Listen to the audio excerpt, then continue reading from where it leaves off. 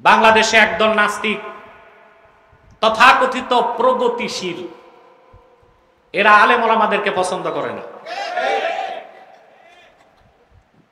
Under estimate করতে চায়। অথচ তাদের যে বিদ্যা বুদ্ধি আছে, বিত্ত বৈভব আছে, সহায় সম্পদ আছে, বাংলাদেশে হাজারো এরকম আলেম আছে যাদের জুতা বহনের ক্ষমতাও তারা রাখে। কিন্তু দেখবেন আলেম ওলামার নাম শুনলে অ্যালার্জি হয়। দুশ্মনীটা কি আলেমদের সাথে না ইসলামের সাথে? ইসলামের সাথে দুশ্মনীটা কি ইসলামের সাথেই না আল্লাহ তার রসুলের সাথে? সেজন্য আল্লাহর হাবিব ইরশাদ করেছেন, আহাব্বুল আ'মালি ইলাল্লাহি আল হুব্বু ফিল্লাহ ওয়াল বুগযু ফিল্লাহ। আল্লাহর নিকট সবচেয়ে প্রিয় আমল হচ্ছে আল হুব্বু ফিল্লাহি ওয়াল বুগযু ফিল্লাহ। কাউকে ভালোবাসতে হবে আল্লাহর জন্য, কারোর সাথে দুশ্মনী রাখতে হবে আল্লাহর জন্য। ঠিক কিনা বলেন? এটা আমাদের পররাষ্ট্রনীতির মূল কনসেপ্ট হবে। সম্পর্ক হবে তাদের সাথে যাদের ঈমান আছে, সম্পর্ক তাদের সাথে হবে না যাদের ঈমান নাই। সেজন্য আমি দৃঢ় কণ্ঠে বলে থাকি, বাংলাদেশের বন্ধুত্বপূর্ণ সম্পর্ক ভারতের সাথেও হতে পারে না, আমেরিকার সাথেও হতে পারে না। পারে? কিন্তু বাংলাদেশে নেতাদের মধ্যে দুই দল দালাল আছে, একদল ভারতপন্থী, আরেক দল মার্কিনপন্থী। যুবকরা, এবার সত্যের কুঠারকে হাতে তুলে নাও, মিথ্যার প্রাচীরে আঘাত করে বলে দাও, বাংলাদেশে কোন পন্থা চলবে না, একমাত্র ইসলামের পন্থা চলবে বাংলার মাটিতে।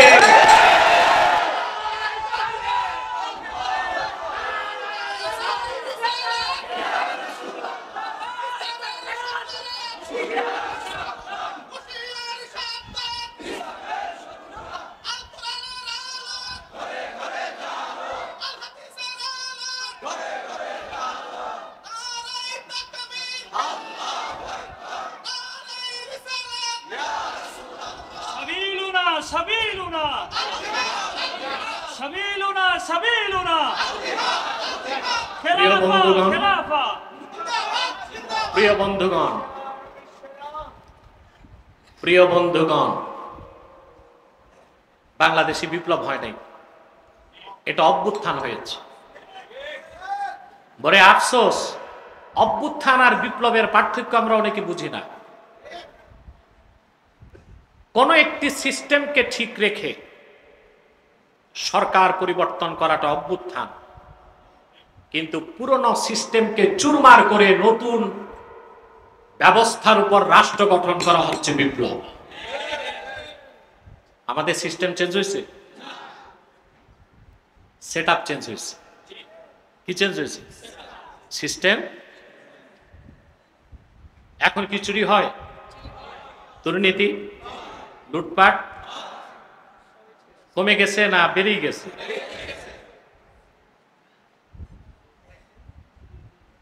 যে যেভাবে পাচ্ছে লুটে পুটে খাচ্ছে, যেন বাংলাদেশ একটা বেওয়ারিশ রাষ্ট্র। আর কতকাল রক্ত দিবেন?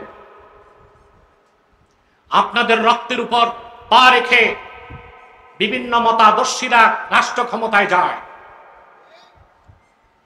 সুদীর্ঘ অর্ধশত বছর পার হয়ে গেল, দেশ স্বাধীন হয়েছে। এদেশের মুসলমানের সবচেয়ে বড় ব্যর্থতা, ইসলামের পক্ষে একটা বিল সংসদে পাশ করাতে পারে না। তার কারণ পন্থা দুইটা, একদল ভারতপন্থী, আরেক দল।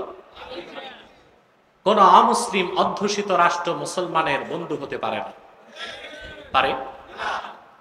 মুসলমানের বন্ধু হবে মুসলমান, মুসলিম রাষ্ট্রের বন্ধু হবে আরেক মুসলিম রাষ্ট্র। অমুসলিম রাষ্ট্রের সাথে চুক্তি হতে পারে, বাণিজ্যিক চুক্তি, ব্যবসায়িক চুক্তি, বিভিন্ন চুক্তি হতে পারে, কিন্তু কোন অমুসলিম অধ্যুষিত রাষ্ট্র মুসলিম অধ্যুষিত রাষ্ট্রের ভাতৃপ্রতিম রাষ্ট্র হতে পারে না। এ কথা কার? ইমানদারদের বন্ধু হবে ইমানদারগণ। ঠিক কিনা? আল্লাহ রাব্বুল আলামিন কোরআন কারীমে বলে দিয়েছেন, ইন্নামা ওয়ালিয়্যুকুমুল্লাহু ওয়া রাসূলুহু ওয়াল্লাযীনা আমানুল্লাযীনা ইউকীমুনাস সালাতা ওয়া ইউ'তুনাজ যাকাতা ওয়া হুম রাকি'উন ومن يتول الله ورسوله والذين آمنوا فإن حزب الله هم الغالبون কার কথা? আল্লাহ তাআলা বলেছেন নিশ্চয়ই তোমাদের অভিভাবক হচ্ছেন, মালিক হচ্ছেন আল্লাহ, তোমাদের অভিভাবক মুহাম্মদ সাল্লাল্লাহু আলাইহি সাল্লাম, আর তোমাদের নেতৃত্ব দিবে যে অভিভাবকরা উম্মতে মুহাম্মাদীর ওই সব লোক যারা ঈমানদার, নামাজ প্রতিষ্ঠা করে, যাকাত আদায় করে। সুবহানাল্লাহ। এরপর আল্লাহ বলে দিয়েছেন যারা মহান আল্লাহকে মালিক হিসেবে স্বীকার করে, মুহাম্মদ সাল্লাল্লাহু আলাইহি সাল্লামকে অভিভাবক হিসেবে স্বীকার করে, আর মুহাম্মদ সাল্লাল্লাহু আলাইহি সাল্লামের ঈমানদার উম্মত যারা তাদেরকে নেতা হিসেবে মানে, আল্লাহ বলেন তারা হিজবুল্লাহ, আল্লাহর দল। আল্লাহ বলে দিয়েছেন আলা ইন্না হিজবাল্লাহি হুমুল গালিবুন, আল্লাহর দলে যারা অবশ্যই তারা বিজয় লাভ করবে। আল্লাহ রাব্বুল আলামিনের এই কথাটি মহাসত্যের সর্বোচ্চ মানদণ্ডে উত্তীর্ণ।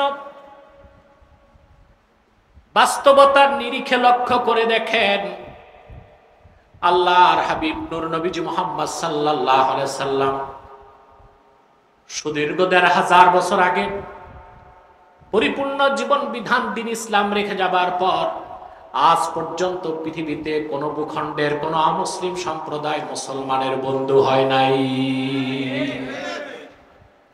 আজকেও কি হয়েছে? আজকে ২৩ মাস অতিক্রম হয়ে গেছে। এই পৃথিবীর সবচেয়ে নিকৃষ্ট সন্ত্রাসী রাষ্ট্র নামটা কি? এটাকে রাষ্ট্র বলে মানা যায় না। এটা হচ্ছে most terror state in the world, illegal state. এটা কোনো বৈধ রাষ্ট্র না, অবৈধ রাষ্ট্র এবং সন্ত্রাসী রাষ্ট্র। ২৩ মাসে ফিলিস্তিন ভূখণ্ডে প্রায় ৬৫,০০০ মুসলমানকে হত্যা করছে। জাতিসংঘ কই? কথা বলেন। জাতিসংঘে ৫৭টি মুসলিম রাষ্ট্রই জাতিসংঘের সদস্য পদ পাইছে। কথা বলেন।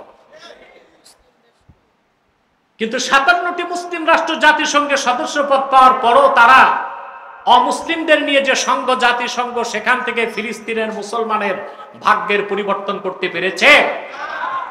কারণ অমুসলিমরা কখনো মুসলমানের বন্ধু হয় না। আর জাতিসংঘকে আমি বলে থাকি এটা হচ্ছে আমেরিকার একটা জুয়া খেলার ঘর। এটা খ্রিস্টানদের ক্লাব, খ্রিস্টানদের। এখানে ওরাই লুটপাট করে, ওরাই সন্ত্রাসী কাজ করে, ওরাই দেশে দেশে যুদ্ধ লাগায়, বুঝলেন? ওরাই সাপ পাঠায় ছবল দিতে, আবার ওরাই ওজা পাঠায় বিষ্ঠা পাইতে। ছবল দিতে ওরাই সাপ পাঠায়, আবার বিষ্ঠা পাইতে ওজা ওরাই পাঠায়।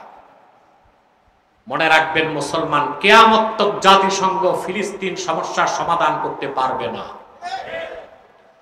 যদি এই পৃথিবীর ৫৭টি মুসলিম রাষ্ট্রের সকল মুসলিম রাষ্ট্র ঐক্যবদ্ধ হয়ে জাতিসংঘের কপালে থুতু নিক্ষেপ করে এক একটি মুসলিম রাষ্ট্র থেকে ১ লক্ষ করে মুসলিম ফোর্স যদি নির্বাচিত করে, ৫৭টি মুসলিম রাষ্ট্রের সম্মিলিত সেনাবাহিনী ৫০ লক্ষের অধিক হয়, এর সামনে দাঁড়াবার মতো পরাশক্তি পৃথিবীতে না। ফিলিস্তিন স্বাধীন করতে কয়দিন লাগবে? ২৪ ঘন্টা লাগবে। তো কাফের মুশরিক কখনো বন্ধু হতে পারে না। বলছিলাম ৩টা খাসলত, এক হলে ৩টা খাসলত যার মধ্যে সন্নিবেশিত হবে ইমানের মধুর স্বাদ পেয়ে যাবে। তা প্রথমটা হচ্ছে আল্লাহ তার রাসূলের ভালোবাসা হবে সবকিছুর চেয়ে বেশি। ২ নাম্বার হচ্ছে ব্যক্তি ব্যক্তিকে ভালোবাসবে কার জন্য? ৩ নাম্বার কঠিন কথা, প্রথম 2টা দাবি প্রমাণ হলো ৩য় কথায়, সেটা পরীক্ষা। সেটা হচ্ছে ওয়ামান ইয়াকরাহু আই ইয়াউদা ফিল কুফরি বা'দা ইদ আনকাযাহুল্লাহ কামা ইয়াকরাহু আইয়ুলকা ফিন নার। ব্যক্তির তৃতীয় বৈশিষ্ট্য হবে ঈমান আনার পরে, মুমিন হবার পরে আবার তার কাফের হয়ে যাওয়াটাকে সেরকম অপছন্দ করবে জীবন্ত তারে আগুনে দগ্ধ করাকে যে সেরকম যেরকম অপছন্দ করে। তার মানে ব্যক্তির তৃতীয় খাসলাত, ঈমান আনার পরে আল্লাহ তার হাবিব মুহাম্মদ সাল্লাল্লাহু আলাইহি সাল্লামের ভালোবাসা হৃদয়ে যখন সবকিছুর চেয়ে বেশি হয়ে যাবে, আর সে যখন কাউকে ভালোবাসবে আল্লাহর জন্য। আর তৃতীয় বৈশিষ্ট্য, ব্যক্তির কাছে ঈমানের উপর টিকে থাকাটা, সে জীবন দিয়ে হলেও ঈমানের উপর টিকে থাকাকে ধরে রাখবে। তার মানে সে মুমিন অবস্থা থেকে কাফের হওয়াকে ওই রকম অপছন্দ করবে জীবন্ত তাকে আগুনে জ্বালায়া হত্যা করাকে যেরকম অপছন্দ করবে। তার মানে সে তার জীবন দিবে, ঈমান বিক্রি করবে না। জীবন দিবে, ঈমান বিক্রি করবে না। এর প্রমাণ রাসূল করিম সাল্লাল্লাহু আলাইহি সাল্লামের সাহাবীগণ দিতে পারছেন কিনা? ঈমানের উপর টিকে থাকতে জীবন দিতেন তারা। হাদিসে যে তিনটা কথা আসছে, এই তিনটা বৈশিষ্ট্য আল্লাহর হাবিবের সকল সাহাবীর মধ্যে সমান ছিল, পরিপূর্ণ মাত্রায় ছিল, কারোটা বেশি কারোটা কম। সুবহানাল্লাহ। রাসূলুল্লাহ সাল্লাল্লাহু আলাইহি ওয়াসাল্লামের একজন সাহাবী মুসআব ইবনে উমাইর রাদিয়াল্লাহু তাআলা, উসুদুল গাবা কিতাবের মধ্যে এসেছে, আরবে অনেক ধনী মানুষ ছিলেন তিনি, অনেক ধনী মানুষ মুসআব বিন উমাইর। কোন কোন রিজাল প্রণেতা লিখেছেন প্রতিদিন তিনি যখন খাবার খেতে বসতেন 70 জন মেহমানকে দস্তরখানে বসাতেন। কতজন? প্রতিদিন পানাহারের সময় তিনি মুসাফির ধরতেন, গরিব লোকদের আনতেন, 70 জনকে দস্তরখানে বসাতেন, তিনি সহ 71 জন হতো। রিজাল প্রণেতাগণ লেখেন 70 জন নিয়া পানাহার করতেন, প্রতিটি মানুষকে খাবার পরিবেশন করতেন সোনার উপর বাটিতে। পানাহার যখন শেষ হয়ে যেত, মুসআব বিন উমাইর বাটি ঘটি ফেরত নিতেন না, সোনার উপর বাটিগুলো সব মেহমানকে হাদিয়া করে দিতেন। এইরকম একজন মানুষ মুসআব ইবনে উমাইর রাদিয়াল্লাহু তাআলা আনহু, তিনি এসে রাসূলুল্লাহ সাল্লাল্লাহু আলাইহি ওয়াসাল্লামের কাছে ঈমান এনে মুসলমান হয়ে গেলেন। আহা, মুসলমান হওয়ার পর প্রথম যুদ্ধে গেলেন বদরে। কোথায়? ঘুমটুম নাই তো? সজাগ আছেন?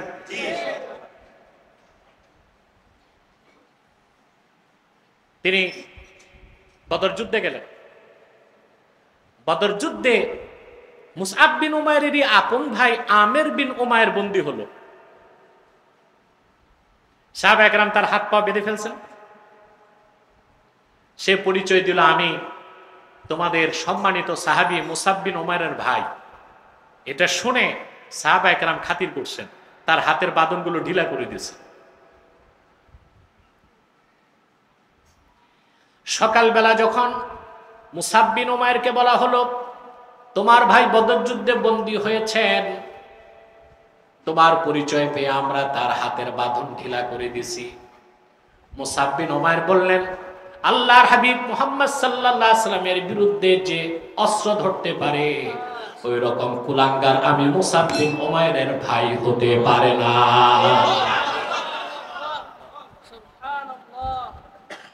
শক্ত করে বাঁধো। তার মা খুব ধনী, নিজেরও মা, বলতেছে না, তার মা খুব ধনী, প্রচুর পরিমাণ উচ্চ মূল্যে মুক্তিপণ আদায় করে তারা ছাড়ো। এই মুসআব বিন উমাইর রাদিয়াল্লাহু তাআলা আনহু উহুদ যুদ্ধে গেলেন। উহুদে তিনি শাহাদাত বরণ করেছেন। উহুদ যুদ্ধে আল্লাহ রাসূলের একটি নির্দেশ অমান্য করার কারণে যে বিপর্যয় এসেছিল, চতুর্দিক থেকে সাহাবায়ে কেরাম আক্রান্ত হয়ে গেলেন, শহীদ হতে লাগলেন। এক সময় কাফেরেরা আল্লাহর হাবিবের সামনে চলে এলো। সাহাবা একরাম একের পর এক শহীদ হতে লাগলেন। দুইজন সাহাবী সামনের থেকে সরলেন না। একজন আবু উবাইদা ইবনুল জাররাহ, আরেকজন মুসআব বিন উমাইর। এক সময় মুসআব বিন উমাইর কাফেরদের তীরের আঘাতে শহীদ হয়ে গেলেন। যুদ্ধ যখন শেষ, আল্লাহর হাবিবের সামনে মুসআব বিন উমাইরের রক্তমাখা দেহটা রাখা আছে। রাসূলুল্লাহ সাল্লাল্লাহু আলাইহি সাল্লাম সাহাবায়ে কেরামকে বললেন, আমার সাহাবীরা, এই লোকটা ইসলাম গ্রহণের আগে কত বিলাসী, কত ধনী মানুষ ছিল তা কি জানো? ওয়ালাকাদ রাআইতুহু ওয়া আলাইহি বুরদান লা তুরাফু কিমাতুহুমা ওয়া ইন্না শিরাকা নাআলাইহি মিন যাহাবিন। আমি দেখেছি মুসআব বিন উমাইর ইসলাম গ্রহণের আগে এত মূল্যবান দুটি চাদর পরিধান করতেন, যার মূল্য নির্ধারণ করা সম্ভব ছিল না। আর মুসআব বিন উমাইর যে জুতাটা পরিধান করতেন, সেই জুতার ফিতাটা খাঁটি সোনার তৈরি ছিল। লোকটি আল্লাহ তার রসুলের ভালোবাসায় সম্পদ ছাড়লেন, মা ছাড়লেন, ভাই ছাড়লেন, গোত্র ছাড়লেন, বংশ ছাড়লেন, ঘর বাড়ি ছাড়লেন, বিত্ত বৈভব ছাড়লেন, শেষ মুহূর্তে রাসূলুল্লাহর কদমে জীবনটা উৎসর্গ করে দিলেন। সুবহানাল্লাহি বিহামদিহি। আল্লাহর হাবিব সাল্লাল্লাহু আলাইহি সাল্লামের নির্দেশ ছিল, শুহাদায়ে উহুদ তাদের কারো গোসল লাগে নাই, নিজ নিজ কাপড়ে দাফন করার হুকুম দেওয়া হলো। সাহাবায়ে কেরাম এসে বললেন, ইয়া রাসূলুল্লাহ, ইয়া হাবিবাল্লাহ, আপনার জন্য জান কুরবান করলো যে মুসআব বিন উমাইর, তার কাপড়টা এত ছোট, মাথাটা ঢাকলে পা খোলা থাকে, পা ঢাকলে মাথা খোলা থাকে। রাসূলুল্লাহ বললেন, তার মাথাটা ঢেকে দাও কাপড় দিয়ে, আর ইদখের ঘাস দিয়া তার পাটা ঢেকে দাও। মুসআব বিন উমাইরের এই কারণে, এই বৈশিষ্ট্যের কারণে আল্লাহ খুশি হয়ে কোরআনে আয়াত নাজিল করে দিলেন, فَأَمَّا مَنْ طَغَى وَآثَرَ الْحَيَاةَ الدُّنْيَا فَإِنَّ الْجَحِيمَ هِيَ الْمَأْوَى وَأَمَّا مَنْ خَافَ مَقَامَ رَبِّهِ وَنَهَى النَّفْسَ عَنِ الْهَوَى فَإِنَّ الْجَنَّةَ هِيَ الْمَأْوَى। আল্লাহ তার ভাইকে কটাক্ষ করলেন, আমের বিন উমাইরকে, যে দুনিয়াকে প্রাধান্য দিল, মন যা চাইলো তা করলো, আল্লাহ নির্ধারিত সীমা লঙ্ঘন করলো। আল্লাহ বলে দিলেন তার গন্তব্য জাহান্নাম। ওয়া আম্মা মান খাফা মাকাম রাব্বিহ, আর যে ব্যক্তি অর্থাৎ মুসআব বিন উমাইর যে আল্লাহর সামনে দাঁড়াবার ভয় অন্তরে পোষণ করলো, তার মন যা চাইলো তা থেকে সে নিজকে নিবৃত রাখলো, আল্লাহ ঘোষণা করলেন তার আবাসস্থল হচ্ছে জান্নাত। বলেন সুবহানাল্লাহ। তাহলে ভাইরা, আল্লাহ রাসূল মুহাম্মদ সাল্লাল্লাহু আলাইহি সাল্লামের ভালোবাসা জীবনের চেয়ে বেশি হতে হবে, সকল কিছুর চেয়ে বেশি হতে হবে, ঠিক কিনা বলেন? এই ক্ষেত্রে কোনো ছাড়। আবু উবাইদা ইবনুল জাররাহ উহুদ যুদ্ধে তিনি রাসূলুল্লাহ সাল্লাল্লাহু আলাইহি ওয়াসাল্লামের সামনে দাঁড়াইছিলেন। একটি নয়, দুইটি নয়, আল্লাহর হাবিবের নূরের জিসিমে কাফেররা যখন তীর ধনুক আঘাত করতে লাগলো, আবু উবাইদা ইবনুল জাররাহ তিনি বললেন, ইয়া রাসূলুল্লাহ, ইয়া হাবিবাল্লাহ, আমি সামনে আছি, আপনি ডানে বামে তাকাবেন না, আপনার দিকে ছোড়া প্রত্যেকটা তীর যেন আবু উবাইদার গায়ে লাগে, আপনার গায়ে না লাগে। কাফেরদের আঘাতে রাসূল করিম সাল্লাল্লাহু আলাইহি সাল্লামের দান মুবারক শহীদ হয়েছিল। আল্লাহর হাবিবের শিরস্ত্রাণ মুবারকে আঘাত করা হয়েছিল, লোহার কড়া সের মুবারকে ঢুকে গিয়েছিল। আবু উবাইদা ইবনুল জাররাহকে রাসূলুল্লাহ বললেন, তুমি লোহার কড়াটা বের করো। আবু উবাইদা ইবনুল জাররাহ বললেন, চিন্তা করলেন আমি যদি হাত দিয়ে বের করি রাসূলুল্লাহ কষ্ট পাবেন, শক্ত করে দাঁত দিয়া কামড় দিয়া লোহার কড়াটা ধরে টান দিলেন, রাসূলুল্লাহ নূরময় সের মোবারক থেকে লোহার কড়া বেরিয়ে গেল, সঙ্গে তার দুইটা দাঁতও শহীদ হয়ে গেল। জীবন থেকে বেশি রাসূল করিম সাল্লাল্লাহু আলাইহি ওয়াসাল্লামকে সাহাবায়ে কেরাম ভালোবাসতেন, সেজন্য তাদের ঈমান ছিল হাক্কুল ইয়াকিন। সুবহানাল্লাহ, তারা ঈমানের মধুর স্বাদ পেয়ে গিয়েছিলেন, বলেন সুবহানাল্লাহ। রাসূল করিম সাল্লাল্লাহু আলাইহি ওয়াসাল্লামের ভালোবাসা জীবনের চেয়ে বেশি না হলে কামেল মুমিন হওয়া যাবে না। যাবে? প্রশ্ন হচ্ছে কেন? বিষয়টা কি জবরদস্তি হয়ে যায় না?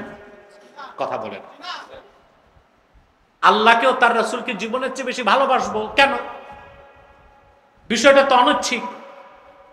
এটা জবাব মুহাদ্দিসগণ দিয়েছেন, আসবাবুল মাহাব্বাতি আরবা, ভালোবাসার কারণ হয় চারটা।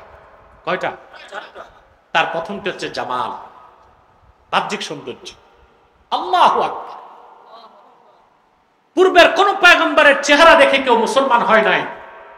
১,৫০০ বছর আগে হুনাইন যুদ্ধে উসমান বিন সাইবা ইবনে উসমান রাসূলুল্লাহ সাল্লাল্লাহু আলাইহি ওয়াসাল্লামের নূরের চেহারা মোবারক দেখে মুসলমান হয়ে গেছে। ইবনুল কাইয়্যিম জাওজি জাদুল মাআদে উল্লেখ করেছেন, সাইবা ইবনে উসমান নিজেই বলেছেন, হুনাইন যুদ্ধে যখন মুসলমানরা চতুর্দিক ছড়ায় গেল, আমি অপেক্ষায় ছিলাম আল্লাহর হাবিবকে কিভাবে শহীদ করা যায়। অস্ত্র নিয়ে কাছে চলে আসলাম, যখনই আল্লাহর হাবিবের নূরের চেহারা মোবারকের দিকে তাকালাম, আমার হাত থেকে কাঁপতে কাঁপতে অস্ত্রটা পড়ে গেল। আমি দৌড়ায় যে রাসূলুল্লাহর হাতে হাত রেখে মুসলমান হয়ে গেলাম। এত সৌন্দর্য আল্লাহ তার হাবিবকে দান করেছিলেন। সুবহানাল্লাহ। তা ভাষায় প্রকাশ করা যাবে? কথা বলেন। আব্দুর রাজ্জাক বিশুদ্ধ সনদে কিছু হাদিস রওয়ায়াত করেছেন যা জুজউল মাফকুদে এসেছে। কিছু মৌলবী সাহেব বলতে পারে জুজউল মাফকুদের সনদ কি? সনদ আছে, যেটা দুবাই ইসলামী বিশ্ববিদ্যালয়ের হাদিস ডিপার্টমেন্টের চেয়ারম্যান আদ-দাক্তুর মুহাম্মদ ঈসা ইবনু আব্দুল্লাহ মানে তিনি জুজউল মাফকুদের একেবারে নুসখা, কলমি নুসখা সংরক্ষণ করেছে, যেটা আব্দুর রাজ্জাকেরই সংকলন। বরং হাদিসগুলো বিভিন্ন সূত্রে বিভিন্ন তুরুকে রওয়ায়াত হয়েছে, বলেন সুবহানাল্লাহ।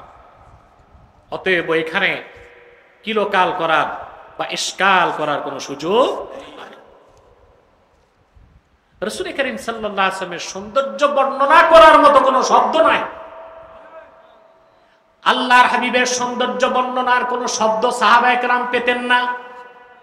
সেজন্য নূর নবীজির জামাল বা সৌন্দর্যের বর্ণনা কিভাবে দিতেন তারা শোনেন। আন আবি হুরায়রা রাদিয়াল্লাহু তাআলা আনহু আন্নাহু قال মা রাআইতু আহসানা মির রাসূলিল্লাহি সাল্লাল্লাহু আলাইহি ওয়াসাল্লাম কাআন্না আশ-শামসা তাজরি বাইনা আইনাইহি। আল্লাহর রাসূল মুহাম্মদ সাল্লাল্লাহু আলাইহি সাল্লামের মতো সুন্দর কোন মানুষ আমি কোনদিন দেখি নাই। রাসূলুল্লাহ দিনের বেলা তাকায় থাকলে মনে হতো না দুই চোখের মাঝখান দিয়া সূর্য যাচ্ছে। আল্লাহু আকবার। সাহাবায়ে কেরাম রাসূলুল্লাহর সৌন্দর্য বর্ণনার কোনো শব্দ পায় না। সুবহানাল্লাহ। হযরত আব্দুল্লাহ বিন আব্বাস রাদিয়াল্লাহু তাআলা আনহুমা এই সবগুলো হাদিসের তাখরিজ এবং হুকমুল হাদিস আমার কাছে আছে। জনগণ তো বুঝবে না, জনগণের কাছে তো এগুলো বলে লাভ নাই। উলামায়ে কেরাম যারা এই হাদিসের সনদগুলো চান এবং হুকমুল হাদিস কি তা চান, আমার কাছে সব লিখিত আছে, আলহামদুলিল্লাহ দেওয়া যাবে আপনাদেরকে। কথা বুঝতেছেন? আব্দুল্লাহ ইবনে আব্বাস রাদিয়াল্লাহু তাআলা আনহুমা রাসূলুল্লাহর সৌন্দর্য বর্ণনা করতে যে তিনি হাদিস রওয়ায়াত করেছেন। সাইয়েদনা আব্দুল্লাহ বিন আব্বাস রাদিয়াল্লাহু তাআলা আনহুমা বর্ণনা করেন, লাম ইয়াকুন লিরাসূলিল্লাহি সাল্লাল্লাহু আলাইহি ওয়াসাল্লাম জিল্লুন ওয়া লাম ইয়াকুম মা'a শামসিন কাত্তু ইল্লা গালাবা দাউহু দাউ আশ-শামস ওয়ালাম ইয়াকুম মা'a সিরাজিন কাত্তু ইল্লা গালাবা দাউহু দাওআস সিরাজ। আব্দুল্লাহ বিন আব্বাস বলেন, আল্লাহর রাসূল মুহাম্মদ সাল্লাল্লাহু আলাইহি সাল্লামের কোন ছায়া ছিল না, কারণ ওনার সারা শরীরটাই নূরের ছিল। আল্লাহ রাসূল মুহাম্মদ সাল্লাল্লাহু আলাইহি সাল্লাম দিনের বেলা যখন সূর্যের নিচে দাঁড়াতেন, রাসূলুল্লাহর জিসিমের নূর বা জ্যোতি সূর্যের আলোর উপর প্রভাব বিস্তার করত। রাতের বেলা তিনি যখন কোন প্রদীপের সামনে দাঁড়াতেন, রাসূলুল্লাহর জিসিমের নূর প্রদীপের আলোর উপর প্রভাব বিস্তার করত। হাদিসটি শুধু আব্দুর রাজ্জাক বর্ণনা করেছেন তাই নয়, হাফেজ জালালউদ্দিন সুয়ুতী রাহমাতুল্লাহ ভিন্ন সনদে খাসাইসুল কুবরার মধ্যে হাদিসটি নকল করেছেন। এই ব্যাপারে মাশহুর হাদিস তিরমিজি, শামাইল তিরমিজি থেকে আপনারা শুনছেন না? আমাদের মুবাল্লিগরাও রওয়ায়াত করেছে, রাসূলুল্লাহ সাল্লাল্লাহু আলাইহি সাল্লাম সাহাবীগণ রাসূলুল্লাহর সৌন্দর্য বর্ণনার কোনো শব্দ খুঁজে পেতেন না। ইবনে আব্বাস থেকে আরেকটা হাদিস এসেছে আপনার শামাইল তিরমিজিতে, ইবনে আব্বাস বলেছেন, ইযা তাকাল্লামা রুইয়াকান নূর ইয়াখরুজু মিন বাইনি সানায়া। রাসূলুল্লাহ সাল্লাল্লাহু আলাইহি ওয়াসাল্লাম যখন কথা বলতেন বেহেশতি হাসি আসতেন, যখন বেহেশতি হাসি আসতেন রাসূলুল্লাহর দুই দাঁতের মাঝখান থেকে নূর বেরিয়ে যেত। আমার ভাইরা, আম্মা জান আয়েশা রাদিয়াল্লাহু তাআলা আনহার কথাকে আরবের কবি কাব্যের ভাষায় লিখেন। আম্মা জান আয়েশা বলেছেন, লানা শামসুন ওয়ালিল আফাকি শামসুন, আমার একটা সূর্য আছে, আল্লাহর আকাশে আরেকটা সূর্য আছে। ইন্নাশ শামসা তাতলাউ বাদাল ফাজরে ওয়া শামসি তাতলাউ বাদাল ইশা। আল্লাহর আকাশে সূর্য উদিত হয় ফজর নামাজের পরে, আর আবার সূর্য মুহাম্মদ উদিত হন এশার পরে। আল্লাহু আকবার। খাসাইস কুবরায় ইমাম সুয়ুতী রাহমাতুল্লাহ আরেকটা হাদিস এনেছেন আম্মা জান আয়েশা থেকে। তিনি বলেছেন, জুলাইখার সঙ্গী সাথীরা ইউসুফের সৌন্দর্য দেখে আঙ্গুল কাটছে। এটাকে বড় কিছু হইল? কথা বলে না, আঙ্গুলি না কাটছে, সমস্যা। আম্মা জান আয়েশা বলেছেন, আল্লাহর কসম, জুলাইখার সঙ্গী সাথীগণ যদি মুহাম্মদ সাল্লাল্লাহু আলাইহি সাল্লামের নূরের কপাটটা, কপালের নূরের ঝলক একবার দেখতো, আঙ্গুল নয় আল্লাহর কসম তারা তাদের নিজ নিজ কলিজাগুলোকে টুকরা করে দিত। ভালোবাসার কারণ কয়টা? প্রথমটা কি? এই ছিল রাসূল করিম সাল্লাল্লাহু আলাইহি সাল্লামের জামালের কথা। সুবহানাল্লাহ। আসবাবুল মাহাব্বার দ্বিতীয় সাবাব হচ্ছে কামাল। একটা বাহ্যিক সৌন্দর্য, এটাকে বলে সূরাত, আভ্যন্তরীণ সৌন্দর্যকে বলা হয় সিরাত। সুবহানাল্লাহ। রাসূলুল্লাহ সাল্লাল্লাহু আলাইহি সাল্লামের কামাল, সিরাত কি রকম ছিল ভাষায় প্রকাশ করা যাবে না। আমাদের ছাত্র মুবাল্লিক আব্দুর রহমান জাবির এই বিষয়ে কথা বলেছে, শুনেছেন আপনারা। আল্লাহ রাব্বুল আলামিন তার হাবিব মুহাম্মদ সাল্লাল্লাহু আলাইহি সাল্লামের চরিত্রের কথা, কামালের কথা বলতে যেয়ে বলেন, ওয়া ইন্নাকা লাআলা খুলুকিন আযীম। প্রিয় হাবিব আমার মুহাম্মদ সাল্লাল্লাহু আলাইহি ওয়াসাল্লাম, কোনো সন্দেহ নেই আপনি সুমহান চরিত্রের উপর অধিষ্ঠিত আছেন। সুবহানাল্লাহ। বলেন রাসূলুল্লাহর চরিত্রকে আল্লাহ বলেছেন আযীম। কি বলেছেন? আযীম। জোরে বলেন আযীম। আযীম এমন বড় জিনিস যা চিন্তা করার মতো মস্তিষ্ক নাই, লেখার মতো কলম নাই, ভাষায় প্রকাশ করার কোনো শব্দ নাই, যা মাপার মতো কোনো যন্ত্র নাই, এইরকম সুমহান জিনিসকে বলা হয় আযীম।